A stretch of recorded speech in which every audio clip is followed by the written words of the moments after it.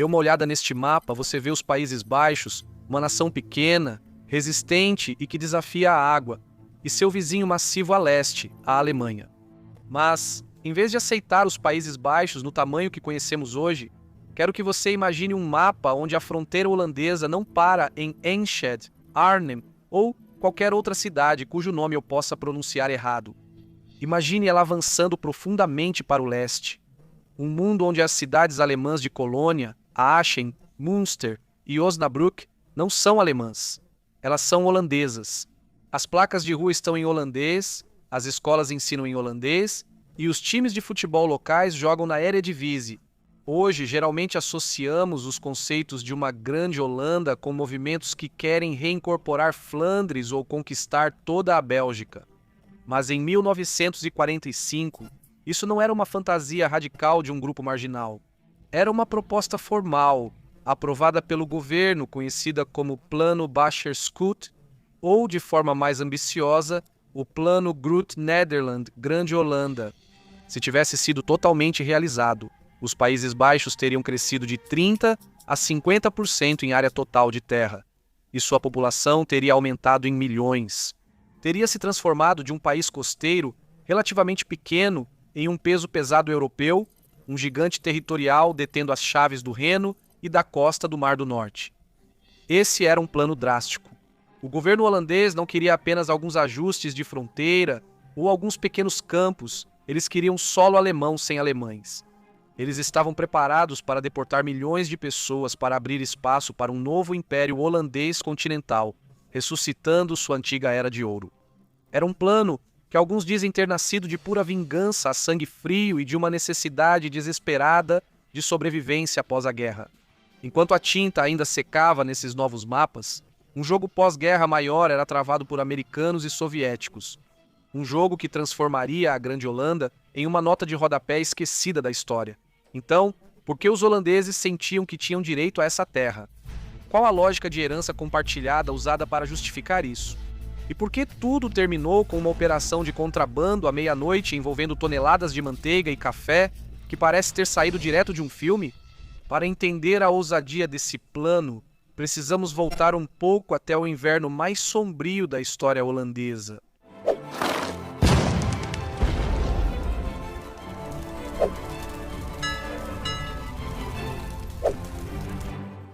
Em maio de 1945, os Países Baixos eram um país devastado.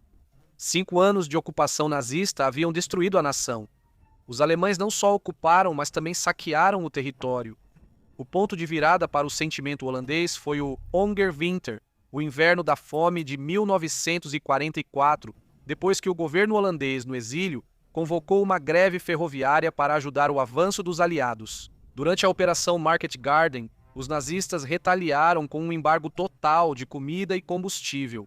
Nas províncias do oeste, as pessoas foram reduzidas a comer bulbos de tulipa e beterraba. Milhares morreram de frio ou de fome nas ruas. Quando a libertação finalmente chegou, o sentimento não era apenas de alegria, mas também de uma fúria intensa e contida. O Estado holandês calculou os danos em 25 bilhões de florins e eles queriam que a Alemanha pagasse pelo que causou ao seu país e ao seu povo. Mas havia um grande problema. Em fevereiro daquele mesmo ano, na Conferência de Yalta, os 3 grandes, Stalin, Roosevelt e Churchill, já tinham decidido isso. A Alemanha não pagaria reparações em dinheiro. A Alemanha não tinha dinheiro, era um monte de escombros. A crença de que as reparações forçadas após a Primeira Guerra Mundial ajudaram a criar o ambiente para a Segunda Guerra Mundial era comum. Eles queriam evitar a possibilidade de uma terceira guerra e precisavam da Alemanha do lado deles. Então deixaram de lado a ideia de reparações em dinheiro.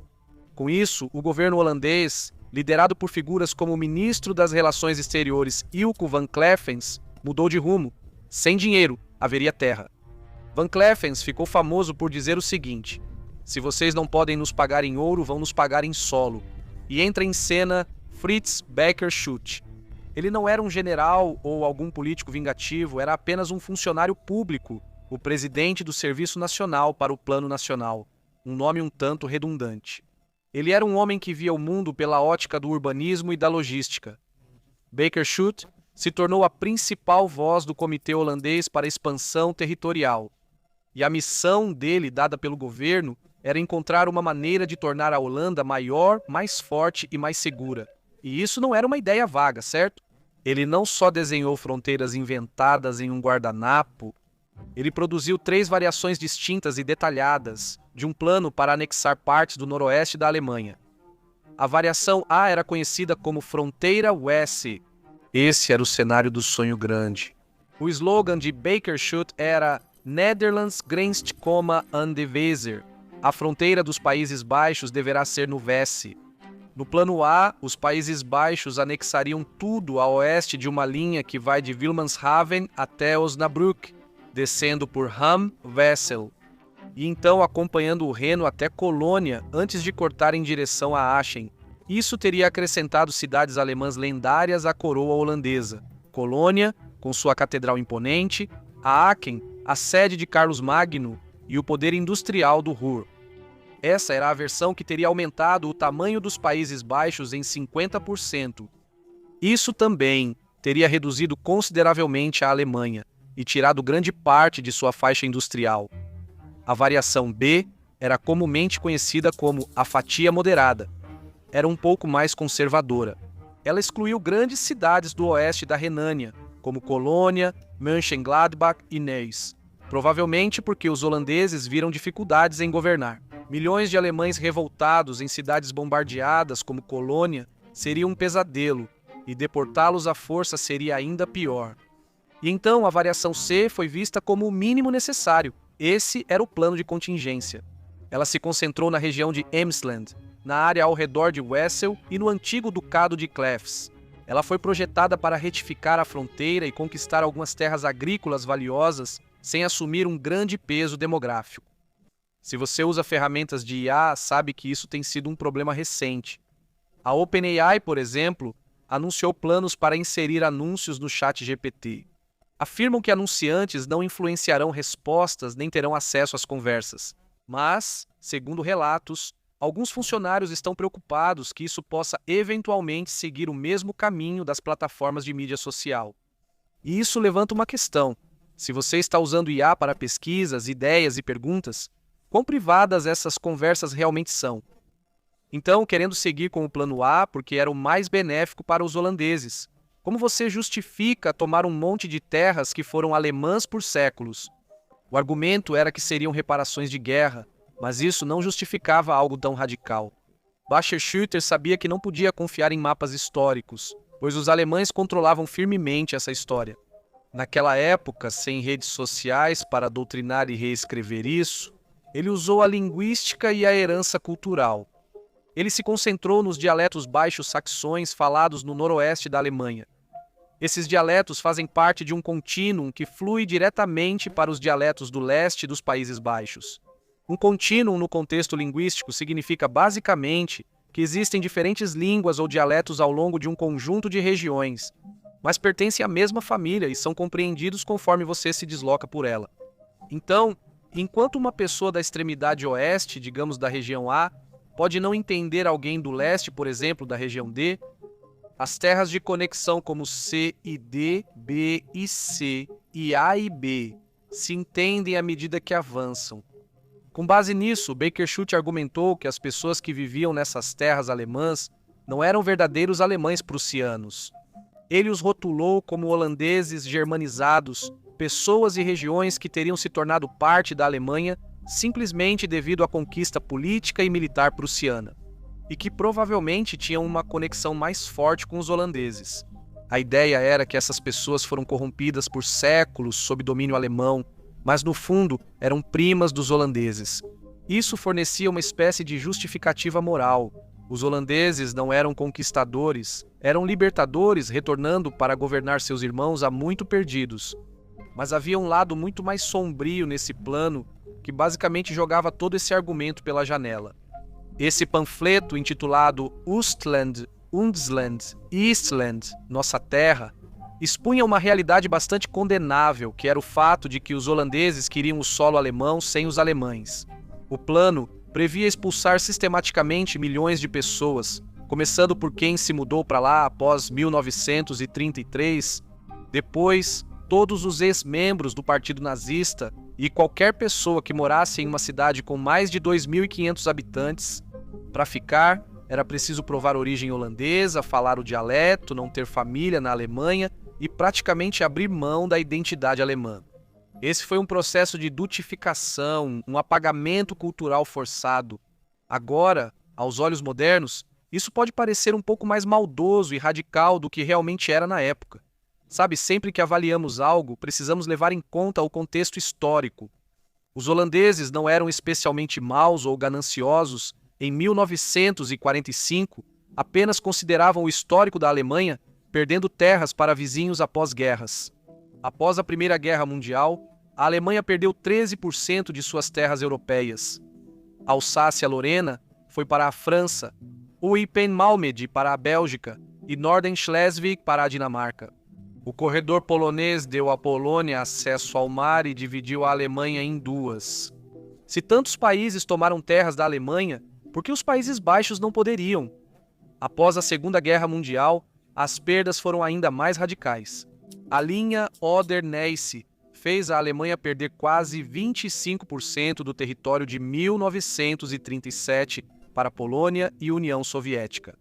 Lugares como Silésia e Prússia Oriental, terras alemãs por 700 anos, origem do Estado prussiano e da unificação da Alemanha. Essas áreas foram esvaziadas e entregues. Os holandeses viram franceses e poloneses tomando territórios e pensaram, por que não nós? Mesmo nos Países Baixos, dizia-se que a rainha Guilhermina apoiava muito o plano. Ela era descrita como enérgica em sua busca por terras alemãs, pressionando constantemente o governo para negociar com mais firmeza com os aliados. E enquanto o governo planejava tomar essas terras alemãs, eles já estavam lidando com alemães dentro dos atuais Países Baixos. Após a guerra, muitos alemães do país foram declarados súditos inimigos. Na Operação Tulipa Negra, cerca de 4.000 alemães foram reunidos, internados e depois deportados. O clima era tão anti-alemão que até a Igreja Católica, que normalmente ficava de fora desse tipo de situação, viu uma oportunidade na anexação. Por quê? Porque regiões alemãs visadas, como a Renânia, eram predominantemente católicas. Anexá-los teria alterado o equilíbrio religioso dos Países Baixos, dando ao sul católico mais poder em relação ao norte protestante. Embora acho que não se eles fossem expulsar todos esses alemães católicos, no entanto, nem todos concordavam com isso. Willem Dries, o ministro dos Assuntos Sociais e depois primeiro-ministro, era totalmente contra isso. Ele e outras pessoas da esquerda temiam o peso econômico de milhões de refugiados e o ressentimento de longo prazo que isso geraria. As igrejas protestantes holandesas também se opuseram, alegando que não era justo culpar todos os alemães pelos crimes nazistas. Quando a luta interna encontrou pressão externa, o plano começou a parecer inviável. Em 1947, a Alta Comissão Aliada, o grupo que administrava a Alemanha ocupada, analisou o pedido holandês e simplesmente disse não. O motivo era uma questão de matemática simples. A Alemanha já havia recebido 14 milhões de refugiados de terras perdidas para a Polônia e soviéticos, tornando-se um barril de pólvora humanitário. Se os holandeses expulsassem mais 2 milhões, as zonas ocidentais colapsariam. Além disso, a Guerra Fria começava e a Alemanha era dividida em duas. Os americanos viram que precisavam de uma Alemanha ocidental estável e produtiva como escudo contra a União Soviética. Uma Alemanha ocidental fraca e humilhada seria um terreno fértil para a expansão do comunismo, e os Estados Unidos basicamente deram um ultimato aos holandeses. Vocês podem receber o Plano Marshall com grandes quantias de dinheiro americano para reconstruir o país, ou tentar prosseguir com a aquisição de terras alemãs, mas não ambos. Diante da escolha entre um monte de ruínas alemãs, um monte de problemas e uma mala cheia de dólares americanos, o governo holandês escolheu o dinheiro, que não trazia uma lista gigantesca de problemas junto. E em 1948, o plano da Grande Holanda havia encolhido quase a nada. Os aliados concederam à Holanda apenas 69 quilômetros quadrados de terra. Incluía a pequena cidade de Elten e a região de Selfkant, uma transferência mais simbólica do que qualquer outra coisa. Por 14 anos, quem morava nesses territórios tornou-se holandês, com passaportes e leis holandesas, mas a Alemanha Ocidental queria os territórios de volta. Após anos de negociações, um acordo foi feito em 1960. A Alemanha pagou 280 milhões de marcos como compensação e, em troca, os holandeses devolveriam a terra. E isso realmente levou a uma das noites mais bizarras da história europeia, chamada Noite da Manteiga, porque a terra mudaria de mãos à meia-noite. Em 1º de agosto de 1963, os comerciantes perceberam uma grande brecha. Os impostos sobre café, manteiga e eletrônicos eram muito mais baixos na Holanda do que na Alemanha. Então, na noite final, centenas de caminhões carregados de mercadorias foram dirigidos para Elton e Selfkant e estacionados. Quando o relógio marcou meia-noite, a fronteira passou por cima dos caminhões. De repente, todas aquelas mercadorias estavam na Alemanha, importadas legalmente, sem pagar nenhum imposto. O tráfego intenso destruiu as estradas da região pelo peso dos caminhões, obrigando os alemães a repavimentá-las.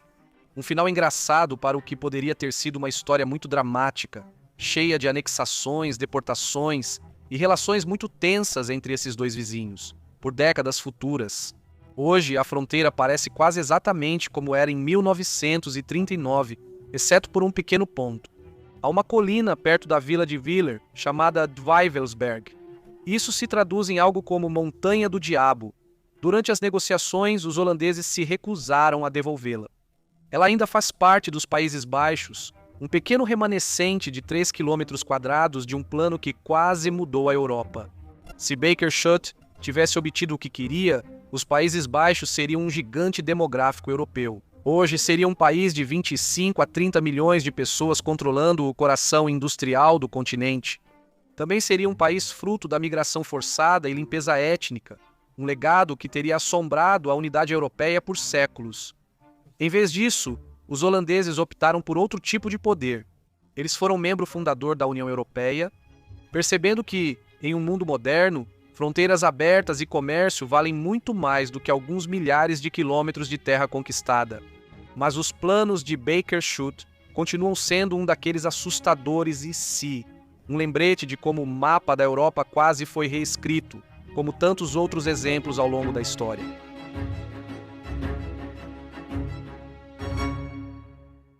Ei, pessoal, vejam meu copo hoje, ele está em um barco olhando as estrelas. Ele perguntou, como se chamam essas coisas? São aquelas coisas que você pegava para fugir de casa quando criança. Nos desenhos animados, acho que ninguém fez isso de verdade.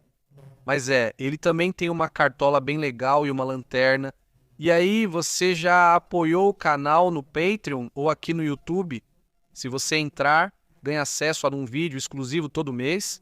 E outros benefícios, tipo, comentários e tal. Não sei exatamente o que são, mas você recebe algumas coisas e, às vezes, acesso antecipado aos vídeos. Sempre digo que depende do cronograma e se consigo terminá-los a tempo. De qualquer forma, você apoia o canal diretamente. Então, se você gosta dos vídeos e quer que eu continue fazendo, esse apoio faz muita diferença para que eu possa continuar produzindo esses vídeos. Então, considere isso. Se não, tudo bem. De qualquer forma, obrigado.